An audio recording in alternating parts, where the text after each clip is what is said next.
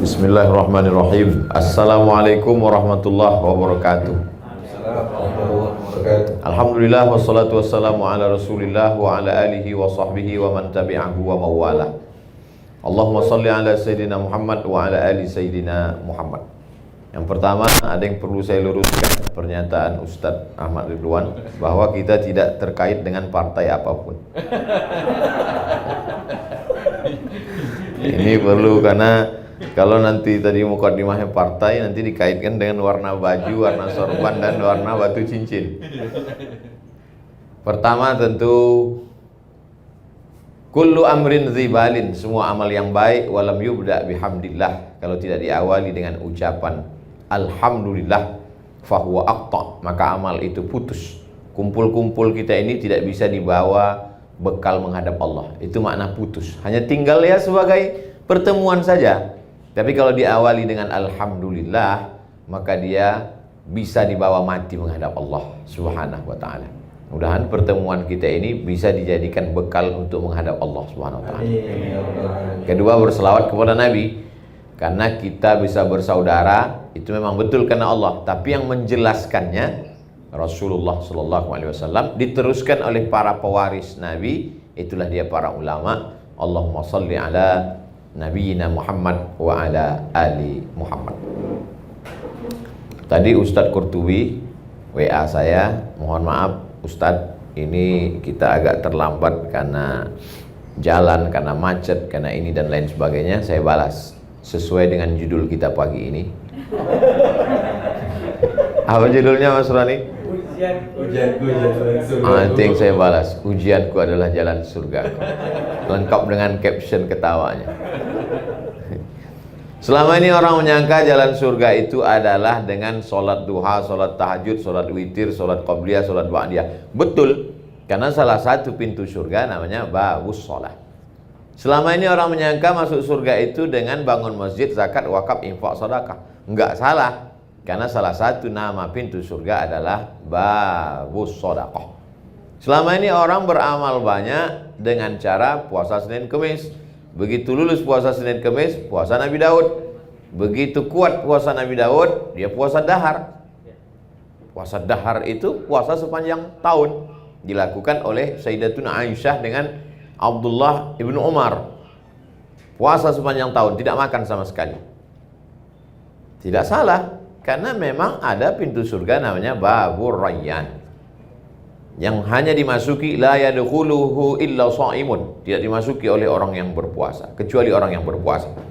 Lalu kemudian ada orang yang setiap jengkal tubuhnya bekas tiga, bekas tombak, bekas anak panah, bekas pedang, dan dia mati jihad fisabilillah. Dia masuk pintu surga dari babul jihad, masuk dari pintu jihad. Tapi banyak orang yang keliru. Dia anggap kalau dia sudah hijrah, kalau sudah taubat, lalu dia tidak sakit lagi, dia tidak macet, sulit, susah hidupnya. Jadi banyak itu yang mengeluh ke saya pakai nomor baru, karena kalau nomor lama ketahuan. Ustadz, dulu saya sebelum hijrah adem ayem hidup saya. Setelah hijrah begitu pergi helm hilang. Jadi kita akan salah bicara karena kita salah berpikir. Salah berpikir itu menyebabkan kita akan salah bicara, salah beramal, salah berbuat, gara-gara kita salah berpikir. Kita menganggap kalau sudah hijrah nggak sakit, kalau sudah hijrah nggak rugi, kalau sudah hijrah nggak diuji lagi. Maka ada satu pintu surga namanya Babur Radin, bab ridha. Ridha menerima ketetapan Allah Subhanahu wa taala. Dan itulah pintu yang paling tinggi. Semua penghuni surga ketika sudah masuk surga ditanya Allah Subhanahu wa taala, "Madza turidun?" Kalau bahasa kampung kami, what do you want? Penghuni surga, Ustaz Ridwan pura-pura nggak tahu aja. Wahai penghuni surga, kamu mau apa sekarang? Kamu sudah dapat surga yang dulu kamu inginkan, kamu sudah. Madza turidun? Kamu mau apa lagi? Lalu penghuni surga menjawab, ada satu yang kami inginkan, kami belum dapat. Apa itu? Ridhoka, ridho. Jadi yang paling tinggi adalah ridho. Makanya dalam Al-Quran itu setelah Allah bercerita tentang jannatin tajri min tahtihal anhar, ada taman-taman surga, kebun-kebun mengalir, sungai-sungai, wa azwajum mutahharatun, istri yang suci-suci, lalu kemudian wa masakina thayyibah, tempat-tempat yang cantik-cantik, indah, semuanya lengkap. Wa ridwanum minallahi akbar, ada yang lebih besar daripada itu semua, yaitu ridha. Hanya saja penggunaan katanya di Indonesia selalu salah, selalu dipakai ikhlas. Ya udahlah, ikhlaskan aja. Ikhlas bukan di situ letaknya. Ikhlas itu ketika sholat karena Allah, puasa karena Allah, itu ikhlas. Kalau plong menerima ketetapan Allah, itu namanya bukan ikhlas, ridha. Tapi kita udah terlanjur salah, ya udahlah, kita teruskan aja kesalahan itu. Ya udah, nggak apa-apa. Yang penting dia ngerti, dia paham. Sama seperti silaturahim. Silaturahim yang benar itu, kalau saya dengan Ustadz Ridwan, itu yang tepat adalah ukhuwah. Karena kita bersaudara, tidak ada hubungan. Yang silaturahim itu neneknya satu, ibu bapaknya saudaranya, saudara kandung, nanti ketemu pada rahim neneknya. Pertemuan cucu-cucu itu disebut dengan silaturahim. Tapi kita udah terlanjur buat silatnas, silaturahim nasional. Ya udah, kita teruskan aja kesalahan itu, nggak apa-apa. Kalau dalam istilah kamus bahasa Arab namanya khotok syai'. Sudah salah tapi sudah terlanjur populer. Saya terus terang, biasa pengajian di Jakarta biasa-biasa aja, tapi hari ini serasa mengaji di luar negeri.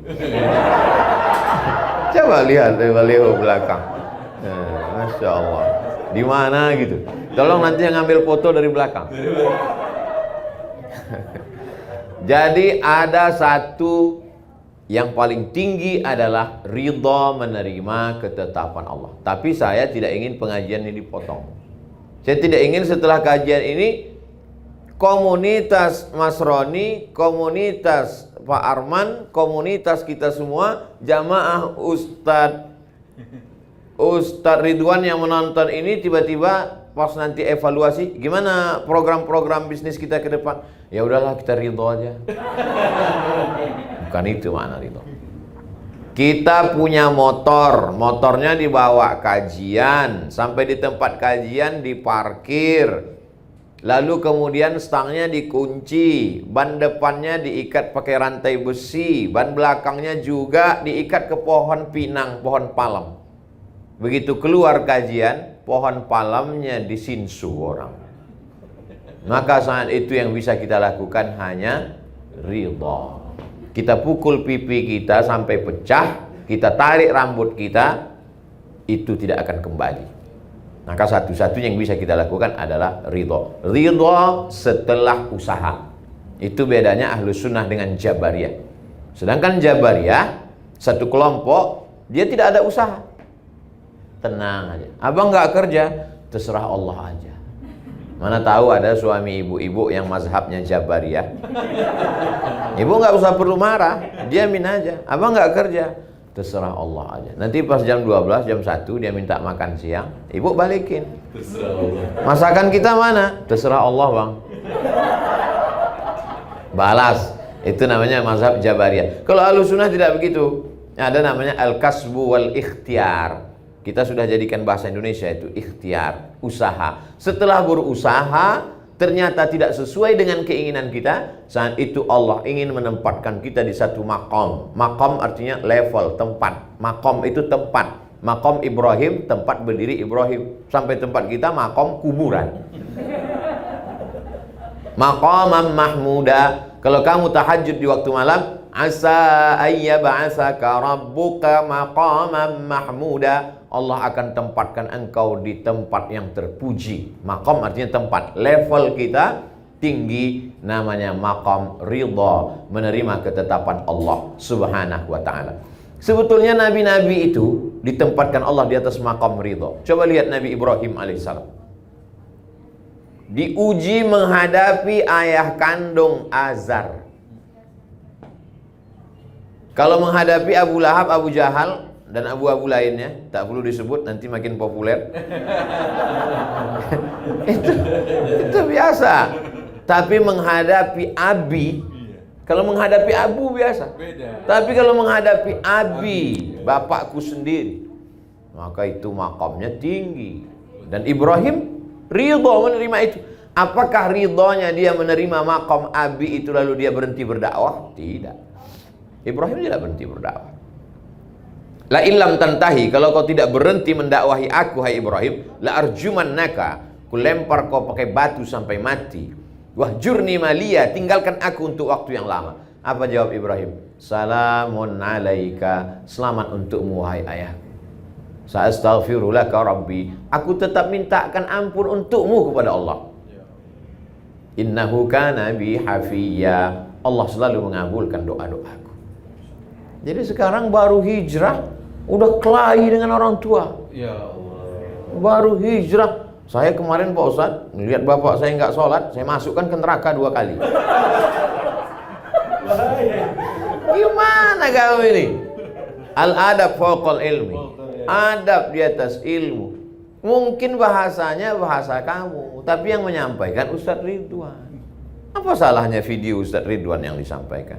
Bapak-bapak, ibu, saudara sekalian, kita boleh kaya hari ini, tapi kalau kita mati semuanya tinggal. Yang kita bawa adalah sholat. Inna awwala ma yuhasabu fil 'abdu yaumal qiyamati sholatuhu. Yang pertama kali dihisab adalah sholatnya. Ya, ini ada video dari Ustadz Ridwan. Begitu agak kurang keras, baru video Ustadz Somad. Mantaraka sholata muta'ammidan, siapa yang meninggalkan sholat secara sengaja, faqad kafara jihara, kafirlah dia secara nyata, neraka jahanam tempatnya. Siapa ini Ustadz nih kalau ceramah marah-marah terus? Nah, jadi ada satu makam berhadapan. Ini penyakit orang hijrah. Sesudah hijrah, dimasukkannya semua orang di sekeliling dia masuk neraka. Betapa tidak adilnya Allah kalau neraka surga yang seluas langit dan bumi. Wasari'u ila maghfiratin min rabbikum wa jannatin 'arduhas samawati wal ard. Surga selangit dan bumi, isinya cuma kamu sama istrimu aja. Bapakmu masuk neraka, ibumu masuk neraka, mertuamu masuk neraka, tetanggamu masuk neraka. Sunyi sekali surga itu. Justru musuh-musuh kita itu kita ajak masuk surga semua. Semua haters saya ajak masuk surga. Kalau nggak ada lo nggak rame haters. Dunia ini menjadi indah karena kau ada.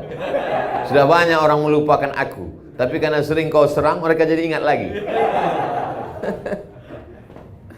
Jadi itu makam yang pertama, makam menghadapi orang di sekitar kita yang belum mendapat hidayah. Justru kalau mereka dapat hidayah, doa kita kurang khusyuk. Mungkin tasbih kita cuma 3 kali, subhanarabbiyal a'la wa bihamdi, subhanarabbiyal a'la wa bihamdi, subhanarabbiyal a'la wa bihamdi. Tapi begitu mereka belum dapat hidayah, ya Allah, ibuku belum pakai hijab, ya Allah, kepalanya sudah berhijab tapi roknya masih pendek. Itu yang membuat kita, sulitkah bagi Allah membuat saudara kita itu dapat hidayah? Innama amruhu iza arada syai'an ayaqula lahu kun. Allah cuma ingin melihat tetesan air mata kita di tengah malam. Cuma itu yang dilihat Allah Subhanahu wa taala. Allah ingin melihat rumah kita itu berkelap-kelip lampu di tengah malam. Tengah malam malaikat melihat. Malaikat saling bercengkrama di langit. Kata malaikat kepada malaikat yang lain, "Itu rumah kok menyala?" "Iya, dia masih doa malam ini." "Besok malam kok menyala?" "Iya, masih doa." "Kok nggak nyala lagi?" "Udah dapat." Jadi nggak doa lagi dia. Ternyata belum dapat, hidup. Inilah manusia ini. Makam yang pertama, makam menghadapi orang di sekeliling. Makam berikutnya, apa yang dialami oleh Nabi Ibrahim alaihissalam. Rabbi habli minas salihin, Rabbi habli minas salihin, Rabbi habli minas salihin. 86 tahun sampai buka franchise. Paham maksudnya? Menikah dengan Hajar. Yang ini jangan diikut, Pak. Karena bapak ini pandai mengalihkan ceramah saya. Ternyata Allah mau tunjukkan kuasanya. Setelah umur Ishak 13 tahun, 86 tahun umur Ibrahim, lahir Ishak. 86 tambah 13, 99 tahun umur Ibrahim baru lahir Ishak. Umur 86 tahun Ibrahim lahir Ismail. Setelah umur Ismail 13 tahun, 13 tambah 86, 99 tahun umur Ibrahim baru lahir Ishak. Bahasa Arab Yidhak, bahasa Ibrani Yitzhak. Idhak artinya ketawa. Ketawa Ibrahim saking lucunya perbuatan Allah terhadap dirinya. Semua orang mengatakan istrinya mandul. Sarah mandul, nggak akan punya anak. 13 tahun setelah punya anak dari Hajar, baru Allah kirimkan. Allah cuma ingin berkata, aku mudah untuk melakukan itu. Kalau sesuatu yang biasa, kau tidak nabi. Biasa saja. Tapi ini yang luar biasa. Pak Ustadz, saking beratnya hidup ini, kalau gitu saya nggak usah yang luar biasa lah. Masuk surganya nggak usah VVIP lah, kaki 5 aja nggak apa-apa Pak Ustadz. Emang hidup bisa request? Enak betul kalau hidup request. Hidup ini bukan kata kita, hidup ini kata Allah. Kita tidak bisa minta apapun. Kita ini seperti kal mayyit baina man yaghsiluhu, seperti mayat yang dimandikan orang yang sedang memandikan jenazah. Coba lihat memandikan jenazah. Bagi yang sudah pernah memandikan jenazah, alhamdulillah. Bagi yang belum, mudah-mudahan nanti sore ada yang meninggal, praktek. Tangannya dibelok kanan, hidungnya ditusuk pakai kapas. Nggak ngelawan. Begitulah kita di antara takdir permainan Allah Subhanahu wa ta'ala. Ibrahim merasakan itu. Akhirnya apa yang terjadi? Allah Ta'ala ingin Ibrahim berada pada maqam level ridha. Tapi ridha dia tidak membuat dia tidak berusaha. Ridha dia tidak membuat dia tidak berdoa. Dia tetap berdoa. Dia tidak pernah berhenti berdoa. Rabbi habli minas salihin, Rabbi habli minas salihin. Nabi Zakaria, Rabbi habli min ladunka dzurriyyatan thayyibah. Nabi-nabi berdoa. Ini baru hijrah 2 hari, enggak mau berdoa lagi. Kau enggak berdoa? Terserah Allah aja Ustaz. Siapa ente enggak berdoa? Kenapa ente enggak berdoa lagi? Enggak diterima-terima Pak Ustaz, enggak kabul-kabul Pak Ustaz. Nabi Muhammad sallallahu alaihi wasallam sampai di kota Madinah ngadap ke Baitul Maqdis. Orang Yahudi ngejek. Tuh. Masa dia sholat ngadap ke tempat ibadah kita di Palestina? Kenapa nggak ngadap ke Ka'bah? Allah mau nguji Nabi. Akhirnya mata Nabi mendongak ke atas. Apa kata Allah? Qad nara taqalluba wajhika fis sama'. Kami lihat wajahmu menghadap ke langit. Falanuwalliyannaka qiblatan tardaha. Kami akan menghadapkan arah kiblat sesuai yang kau inginkan. Turunlah ayat di bulan Sya'ban. Fawalli wajhaka syatral masjidil haram. Hadapkanlah wajahmu ke arah Masjidil Haram. Berapa lama Nabi menghadapi ejekan, cacian, makian, bully dari haters Yahudi itu? 17 bulan. 17 bulan, 16 sampai 17 bulan dicaci maki. Barulah pindah arah sholat ke arah kiblat Ka'bah Al-Musyarrafah di Makkah Al-Mukarramah. Ada ujian. Padahal kalau mau, Nabi Muhammad itu tinggal berdoa. Wala saufa yu'tika rabbuka fatarda. Apapun yang kau mau ku kasih ya Muhammad. Tapi bukan masalahnya kemauan kita, tapi kemauan Allah Subhanahu wa ta'ala. Kesalahan orang hijrah selalu memaksa Allah untuk mengikut keinginan dia. Dianggapnya Allah itu tukang legalisir. Dia mau, kita mau fotokopi ini diakui oleh dinas pendidikan. Karena kita mau fotokopi ini diakui dinas pendidikan, kita bawa ke kepala sekolah supaya dilegalisir. Kita anggap Allah tukang legalisir. Kita mau, lalu kita paksa Allah ingin mengikuti kemauan kita. Ketika Allah tidak mengikuti kemauan kita, kita katakan, tak bermakna hijrahku. Hijrah apa hijrahmu? Ini penting memahami pemahaman yang benar. Hijrah adalah ketika Ibrahim berkata, Hanifan musliman wa ma ana minal musyrikin. Hanifan condong kepada Allah. Selama ini condongnya kepada ayah, selama ini condongnya kepada anak, selama ini condongnya kepada harta, selama ini condong itu apa sih Pak Ustadz? Miring. Miring itu apa sih Pak Ustadz? Cenderung. Cenderung itu Pak Ustadz, pahamilah sendiri, payah betul ceramahnya. Selama ini miringnya, cenderungnya, condongnya kepada materi, kepada dunia. Setelah itu dia cenderung mengikut Allah Subhanahu wa ta'ala. Jadi sekarang orang selalu berpemahaman, kalau saya sudah pindah, Allah sudah pilihkan saya jalan, maka Allah berikan saya yang mulus-mulus, yang nyaman-nyaman, yang enak-enak, yang mudah-mudah saja.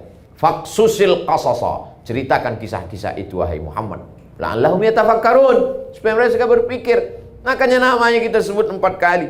Allahumma shalli ala sayyidina Muhammad wa ali Muhammad kama shallaita ala Ibrahim wa ala ali Ibrahim. Allahumma barik ala sayyidina Muhammad wa ala ali Muhammad kama barakta ala Ibrahim wa ala ali Ibrahim. Ibrahim tidak pernah hidup di zona aman dalam perjalanan hidup Ibrahim. Dari mulai pindah dari Babel, asalnya Ibrahim itu di Babel. Babel itu Babilonia, bukan Bangka Belitung. Dari Babilonia mau pindah ke Palestina, diperiksa di perbatasan. Di perbatasan diperiksa. Di situ ada seorang penguasa yang mengambil siapa saja yang punya istri yang bagus, cantik, cakep, diambil sama penguasa. Jadi memang penguasa ini unik-unik hobinya. Dia anak gadis nggak mau, bini orang aja yang mau diambil. Maka ketika Ibrahim pindah lewat di situ, pas ditanya Nabi Ibrahim, ini perempuan ini siapa? Kata Nabi Ibrahim menjawab, ukhti, my sister. Ini saudari saya. Setelah lewat pemeriksaan, Sarah komplain. Aku kan istrimu, kata Sarah. Kenapa kau bilang aku saudarimu? Ukhti fil iman, saudaraku seiman. Karena kalau aku jawab istriku itu penguasanya jahat, nanti kau diambilnya. Ini menjadi jawaban bagi ibu-ibu. Mana tahu kebaca HP bapak, atau pas lagi jalan di mall, ini siapa? Ini saudari saya. Gak ada bocoran dulu. Saudara yang dimuliakan Allah Subhanahu wa taala, ada maqam. Apa tujuan Ustadz bercerita tentang Nabi Ibrahim? Supaya ketika kita menyebut nama Ibrahim, kita tahu bahwa Ibrahim tidak pernah berada pada zona nyaman. Berhadapan dengan ayah kandung, lulus. Berhadapan dengan orang. Ring 1 lulus, sekarang ring 2. Masyarakat sekitar. Penyembah berhala. Masuk Nabi Ibrahim alaihissalam ke dalam. Dia ambil itu kampak. Dia hancurkan berhala-berhala yang kecil. Begitu mereka pulang dari kebun sore, mereka lihat hancur semua. Mereka sudah tahu, ini pasti Ibrahim yang melakukan. Ini pasti Ibrahim punya kerja. Walaupun waktu itu belum ada CCTV.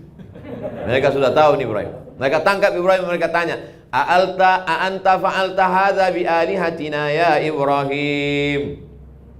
Saya biasanya kalau lewat makanan hilang konsentrasi. Kecuali di pengajian ini. Karena sudah dibuat kenyang duluan. Nah, ini pelajaran juga untuk majelis yang lain. Makan dulu baru ngaji. Jadi fokus. Jadi kita lebih fokus, Ustaz. Luar biasa pengajian Nasrani. Luar biasa. Iya. A'anta fa'al, datang semua ayat-ayat A'anta fa'alta hadza bi alihatina ya Ibrahim? Engkaukah yang melakukan ini terhadap Tuhan-Tuhan kami wahai Ibrahim? Ibrahim dengan tenang menjawab, bal fa'alahu kabiruhum hadza. Yang melakukan ini bukan aku, tapi berhala yang paling besar. Dia ambil itu kampak, dia gantungkan di leher berhala yang besar. Yang melakukan bukan aku. Terus siapa? Itu yang paling besar. Nabi Ibrahim sedang mengajak orang untuk berpikir secara rasional. Tapi biasanya orang, kalau dia kalah secara otot, salah secara otak, dia akan main otot. Kalah dengan argumentasi otak, maka dia mainkan otot. Akhirnya ditangkap Nabi Ibrahim, mereka kumpulkan semua kayu-kayu, mereka akan bakar. Apa kata penguasa? Harriquhu, bakar dia. Bakar Nabi Ibrahim. Lalu kemudian di situ mukjizat baru datang. Mukjizat datang di akhir cerita. Sama kayak film India. Polisi selalu datang di akhir. Di akhir itu baru terjadi mukjizat. Apa kata Allah? Ya nar, wahai api, kuni, jadilah engkau bardan, sejuk. Api yang tabiatnya membakar, panas, menjadi sejuk. Bardan wasalaman ala Ibrahim. Andai tidak ada kata salam, sudah mati Nabi Ibrahim kedinginan. Betul. Andai Allah hanya berkata, kuni bardan, wahai api, jadilah engkau dingin, mati Nabi Ibrahim kedinginan. Ditutup Allah dengan salam. Salam sampai ke Pulau Jawa, jadi selamat. Itulah makanya. Apa acaranya? Selamatan. Dan bahkan kabarnya, yang naik ke bulan itu pun Neil Armstrong dengan selamat. Hebat, ada orang Jawa Ustaz. Akhirnya selamatlah dia. Maka Allah ingin menempatkan Nabi Ibrahim, dia berhadapan dengan lingkungan sekitarnya juga selamat. Berhadapan dengan orang tua, ring satu, selamat, ridho. Berhadapan dengan lingkungan sekitar, selamat. Berhadapan dengan dirinya sendiri, bagaimana dia tidak punya anak, selamat. Berhadapan dengan apapun. Dan ternyata setelah punya anak, ujian tidak selesai. Ujian tidak pernah selesai. Ustadz, kenapa ujian saya ini nggak selesai? Saya belum menikah Pak Ustadz. Ya, kita doakan ya, akhirnya menikah. Setelah menikah muncul pertanyaan. Orang tetangga saya sudah risau nih Pak Ustadz. Mereka nanya, kapan punya anak? Hidup ini tidak pernah selesai dari pertanyaan. Kalau saya mati selesai nggak Pak Ustadz? Masih ada pertanyaan yang lahat. Selesai itu nanti di surga. Jadi kalau ada orang berkata, saya sudah hijrah Pak Ustadz, kenapa masalah hidup nggak selesai? Kau mau cepat selesai? Biar ku selesaikan ini. Hidup ini tidak pernah selesai.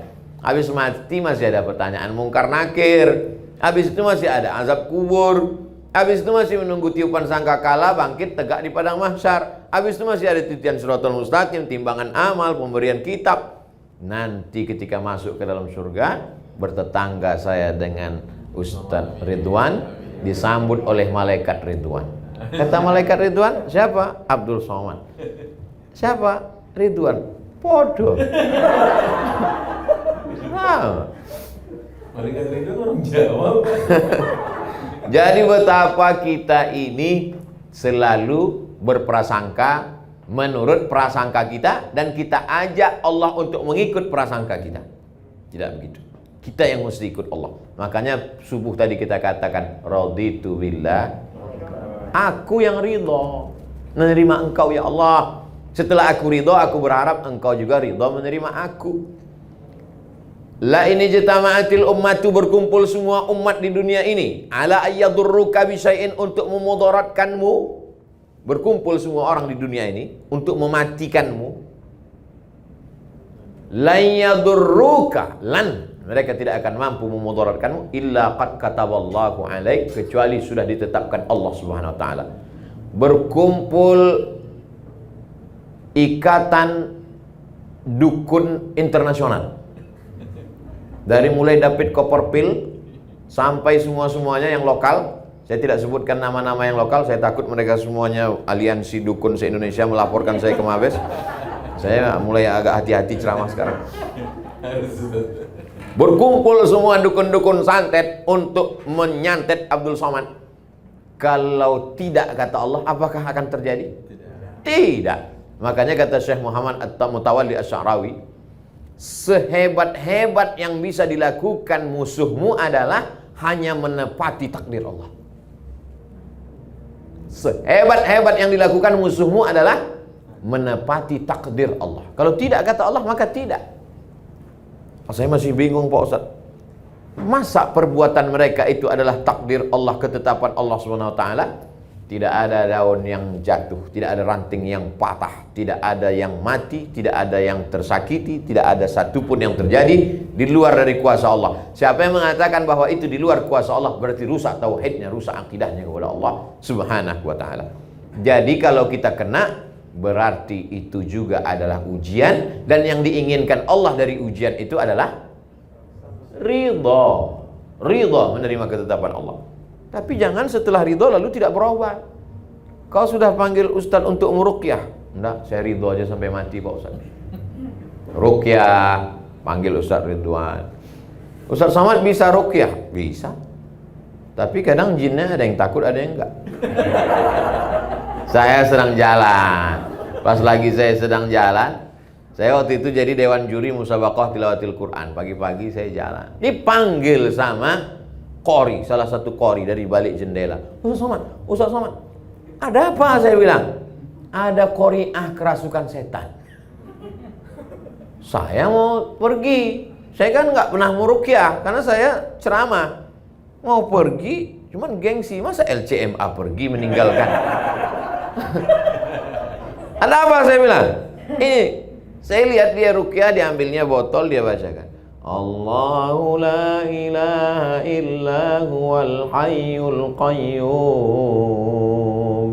la ta'khudhuhu sinatun wa la naum. Perempuan itu matanya melotot, ketawa cekikikan. Saya ambil air itu, saya baca kuat ke telinganya sebelah kanan. Laki-laki 2, perempuan 1. Allahu la ilaha, kuat-kuat suara saya. Begitu selesai saya bacakan, sehat dia. Entah karena ayat itu atau karena dia terkejut, Allah SWT. Tapi sejak itu saya tak pernah lagi meruqyah. Setiap ada orang minta ruqyah kerasukan setan, rumahnya diganggu, warungnya dikerjain, selalu saya serahkan ke sahabat-sahabat saya. Di antaranya yang menulis buku ensiklopedia ruqyah jin setan, namanya Ustadz Musdar Bustamam LC, orang Medan, tapi selalu juga ke Jakarta. Bisa tulis di Google Musdar, itu sekaligus endorse.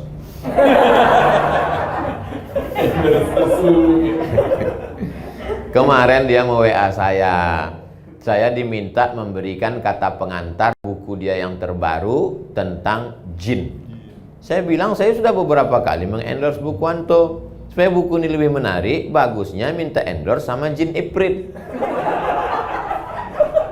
Tapi dia tetap minta juga. Tadi dalam perjalanan dari airport kemari, saya sempat tuliskan endorse.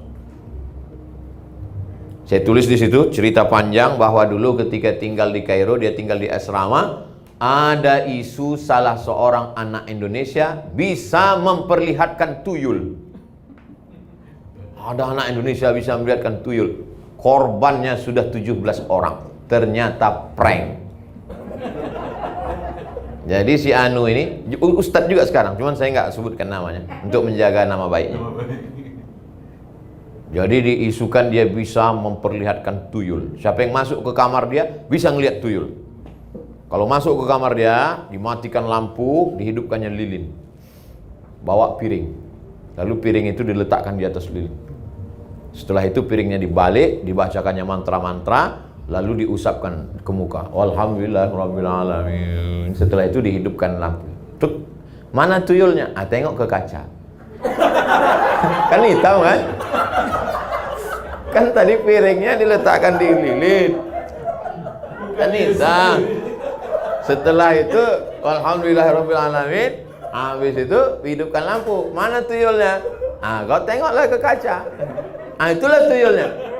Korban yang pertama tidak mau bercerita sebelum dapat korban berikutnya. Akhirnya korbannya 17 orang.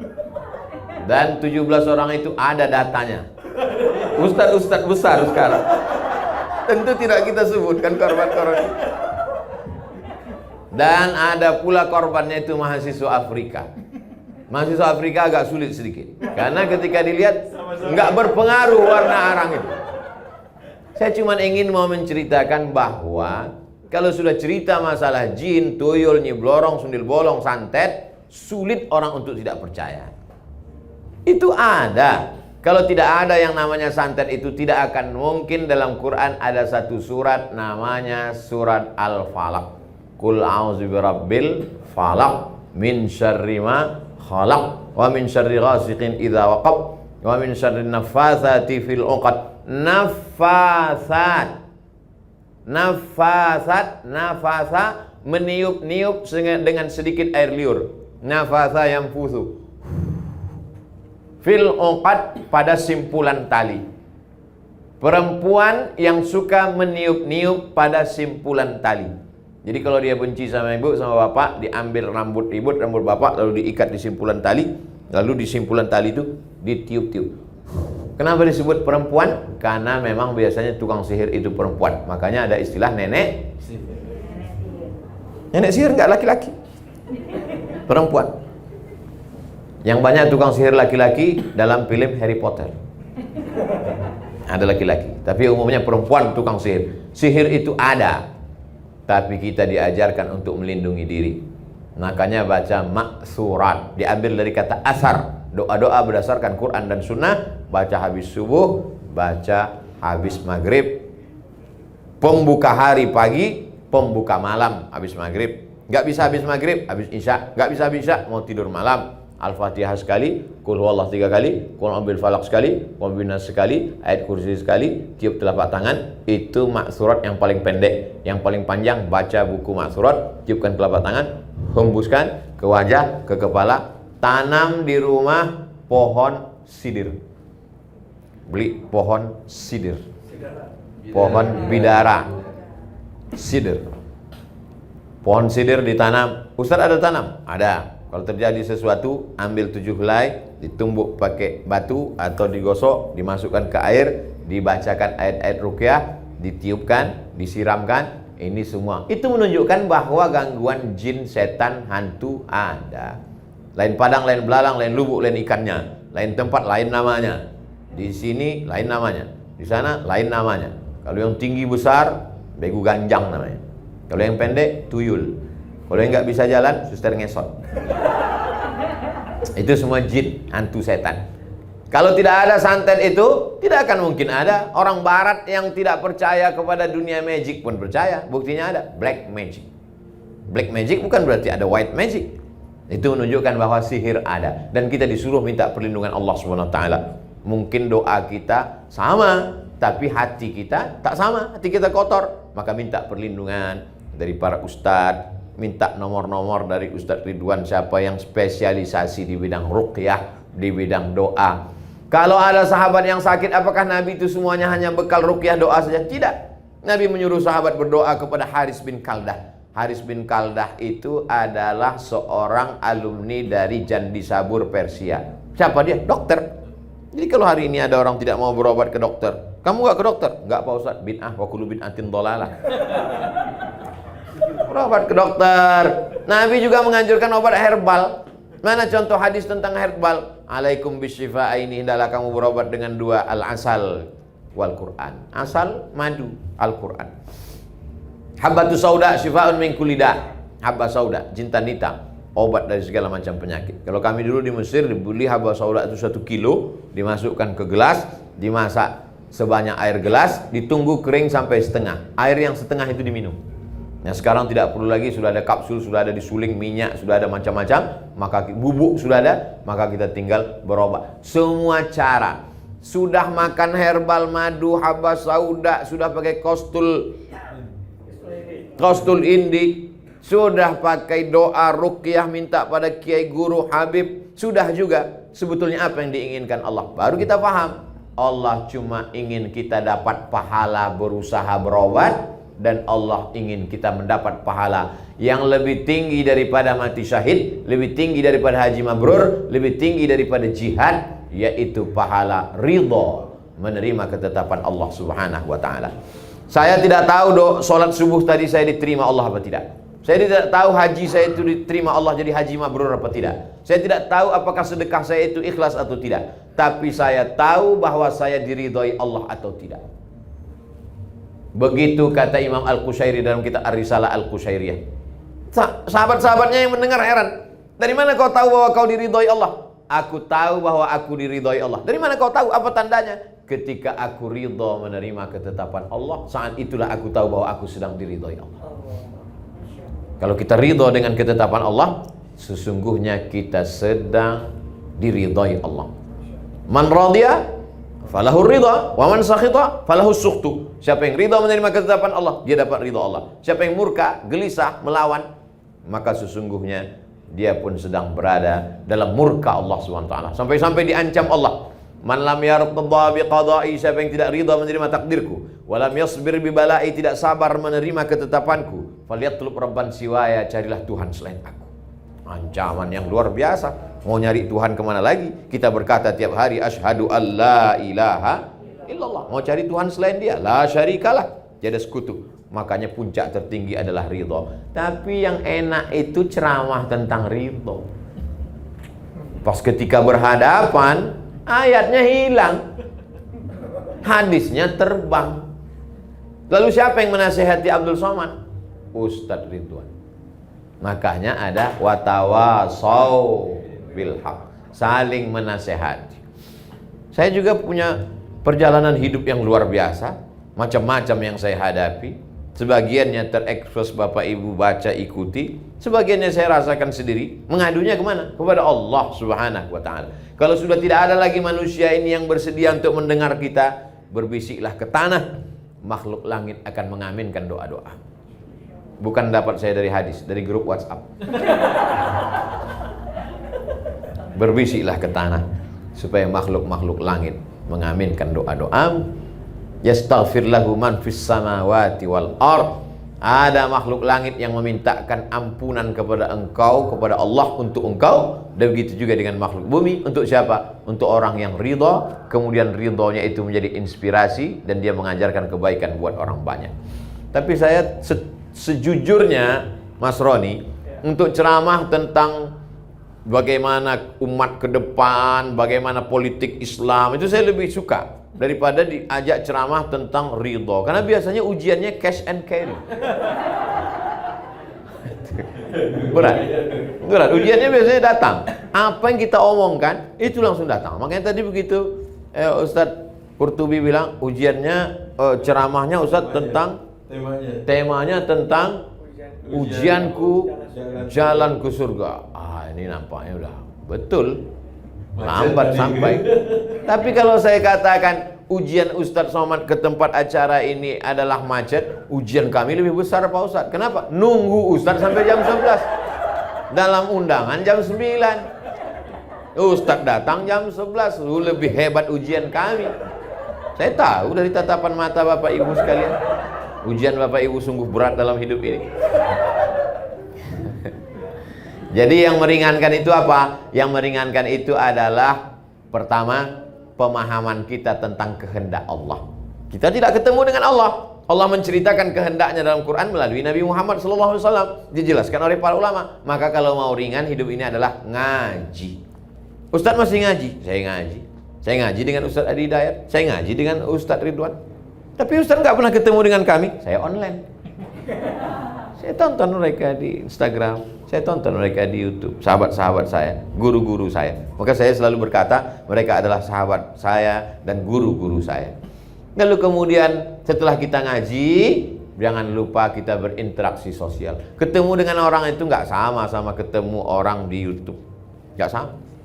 Mata adalah jendela jiwa. Ketemu, bermusafahah, sekarang nggak bisa salaman, ngobrol. Manusia itu ada ruhnya. Saya ketemu dengan Pak Arman, ketemu dengan Mas Roni, ketemu dengan Ustadz Ridwan, ketemu dengan sahabat-sahabat saya. Itu beda. Ada membangkitkan semangat. Nggak sama ketemu dengan transformer.